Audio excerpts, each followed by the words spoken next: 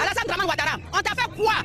Le peuple d'ivoirien t'a fait quoi pour que nous suffisons ce malheur-là? Comme vous le voyez, aujourd'hui, nous sommes là pour manifester contre le 4e mandat de Alassane Dramane Ouattara. Vous êtes sur Fili Radar, votre chaîne de formation et de découverte. Regardez cette vidéo jusqu'au bout pour mieux comprendre la situation qui prévaut ces derniers temps en Côte d'Ivoire. Après 14 ans passés à la tête de la Côte d'Ivoire, Alassane Ouattara doit impérativement quitter le pouvoir en 2025 pour permettre une véritable alternance démocratique. Cette transition est essentielle pour répondre aux aspirations d'une jeunesse qui ne demande qu'un renouveau politique et social. Alassane Ouattara est né le 1er janvier 1942 à Dimbokro, de feu Dramane Ouattara et de Adja Nabintou Ouattara, née Cissé. Il est marié et père de 4 enfants.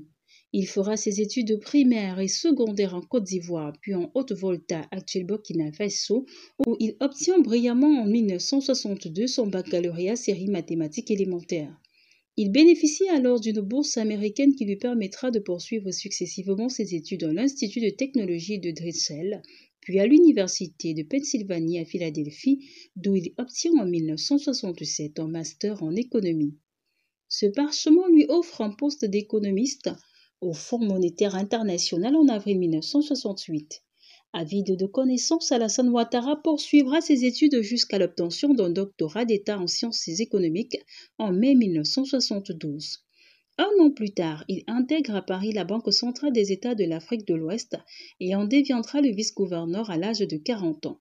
En novembre 1984, il retourne au FMI pour occuper les fonctions de directeur Afrique.